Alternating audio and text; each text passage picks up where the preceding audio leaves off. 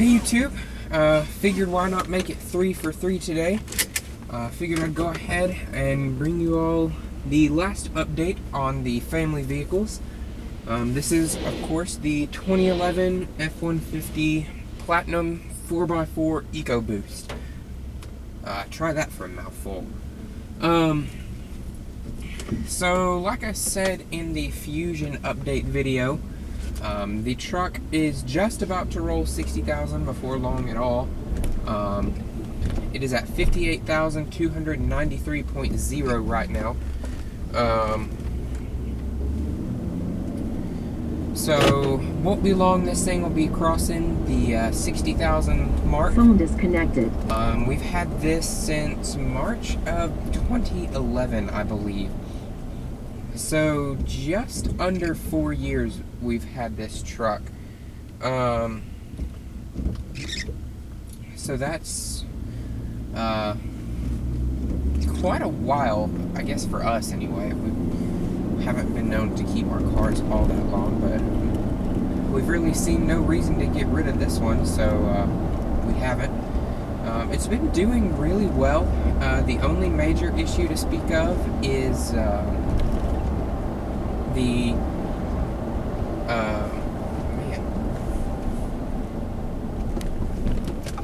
my phone will not be quiet.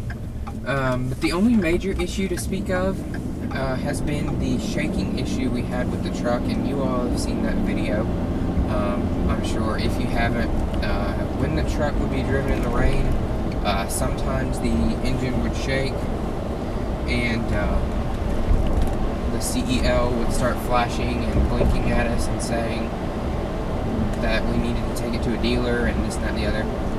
What it was condensation would build up in the intake box for the turbos or something or other, and then water would get sucked into the engine, and that causes bad problems. So that has been fixed, but that's really the only issue we've had with the truck. Of course, it did get rear-ended back at, I don't remember how many miles were on the truck. It wasn't very many, or it wasn't as many as it is now. I think it was either in the high 30s or low 40s whenever it got rear-ended, but that happened down in Austin. Toyota Tundra rear-ended it at an intersection, tore up the back left side pretty good. There's an update video on that called sad however many mile update video on this truck. So if you feel so inclined, feel free to check that out. But other than that, it's been really good. Transmission is okay. Ford's not really known for making stellar transmissions, so that's a small issue there. But at the same time, it shifts gears and gets the truck moving forward, so that's fine. It's gotten us to Florida and back 2 summers in a row now, so not really anything to complain about. It's just sometimes kind of dumb. Whoever programs Ford transmissions isn't really all that fantastic, I don't think. The truck has had to get a new windshield. It got a pretty hefty rock chip in it not too terribly long ago. So that was great. It was, I think Dad was behind a dump truck or something, and it threw up a huge rock, or a big rock flew out or something, and put a big circle in the windshield. So that has been fixed. It's actually got the same rim glass on it that our Jaguar has, believe it or not. So I guess it's good glass, I don't know. Anyways, other than that, it's been really good. It's on its 3rd set of wiper blades, 2nd set of tires. We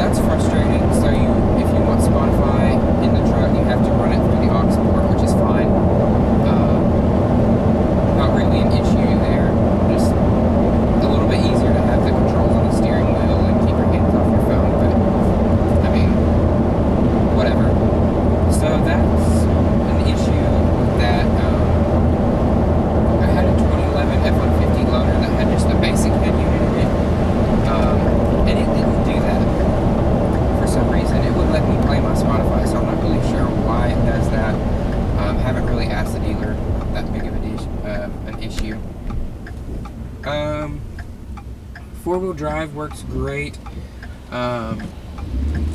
We've used it in the snow and ice once or twice, I don't really remember.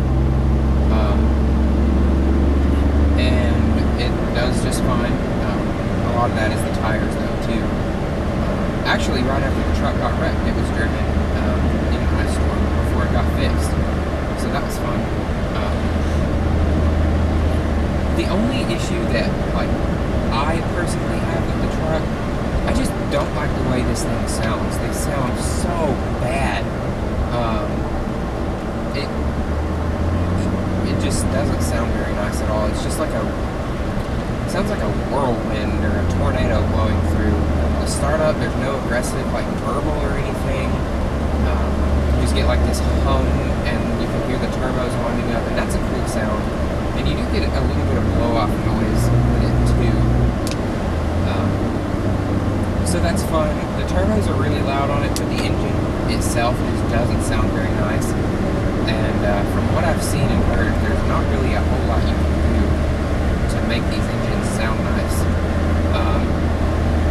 There's a couple that I've heard that sound pretty good, but other than that, these just kind of tend to sound really stinky. So not a huge fan there on the sound, but the power of it is mind-blowing. Like, this is a completely bone stock F-150 EcoBoost, apart from the lift kit, of course. But this thing is just a powerhouse. We've done nothing to the engine, and I know if we were to do an intake and a tune on this thing, it would be monstrous. So that's, I doubt we'll ever do that. As far as replacements go for this truck, I don't know if it will get replaced at all. We may end up giving this one to my 15-year-old brother. We'll see. It depends on how the truck is doing and deals and stuff. But what will my dad drive after this? I think he's going to go for another F-150 in 2015 or newer. Maybe give him a year to work the bugs out. So that's probably what will quote-unquote replace this. Whether we'll trade it on a new one or just buy a new one outright because we give this one to my brother is yet to be determined. But my brother does want an F-150. Ultimately, what he wants is an FX2 V8 in sterling gray with the appearance package. But those are getting really hard to find now, and finding them used in however many months' time is going to be really difficult. So we'll see where that goes. Who knows? No idea. We'll cross that bridge when we get there. But other than that, I mean, this truck has just been great. It's really comfortable in the front seats. The back seats are absolutely miserable on long trips. They're terrible. But it rides pretty well.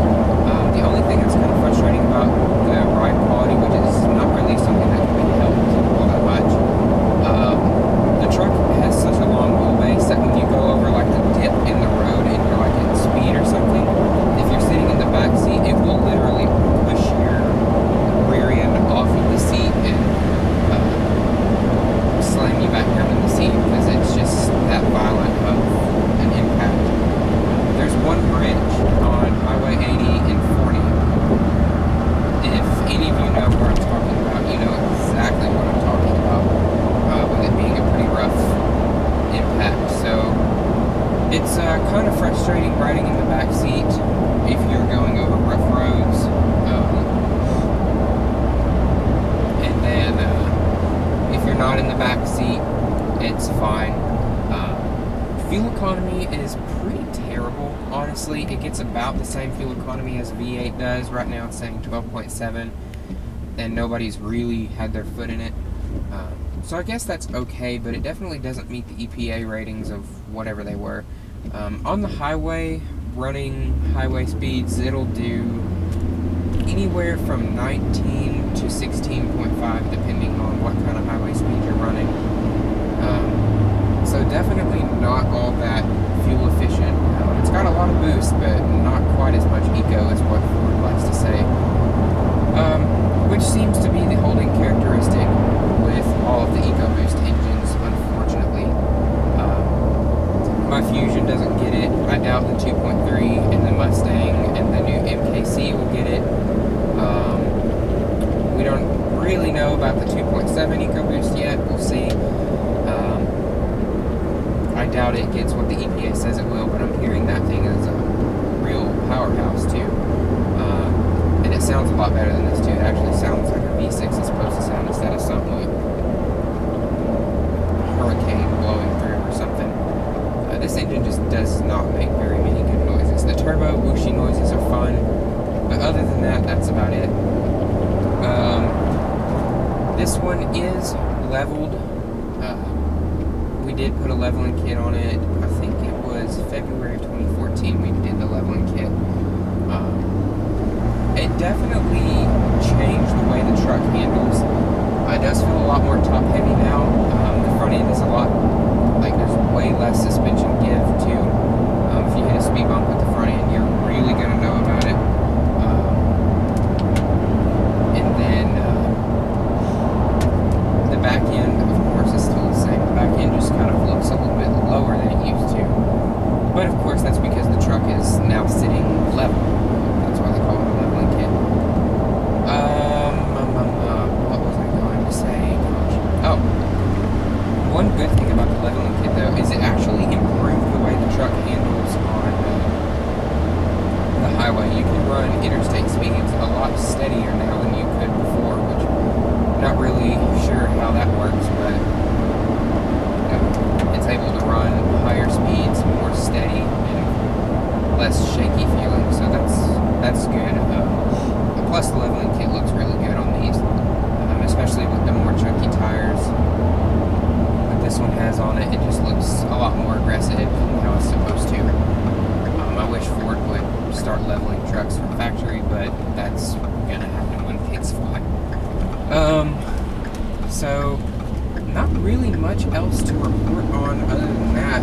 Just driving it, and it's doing how it's supposed to. So anyways, I guess that really... Okay. Every video I've done today, there has been some stupid driver pull out in front of me. And this one is no exception. Gosh. People here need to learn how to drive. But anyways, hope you guys have enjoyed the video. Of course, any questions, comments, things you'd like to see on the truck, leave them down below, and I'll do what I can to get those answered and taken care of for you. But anyways, hope you've enjoyed the video. Stay tuned for more, and we'll catch you next time.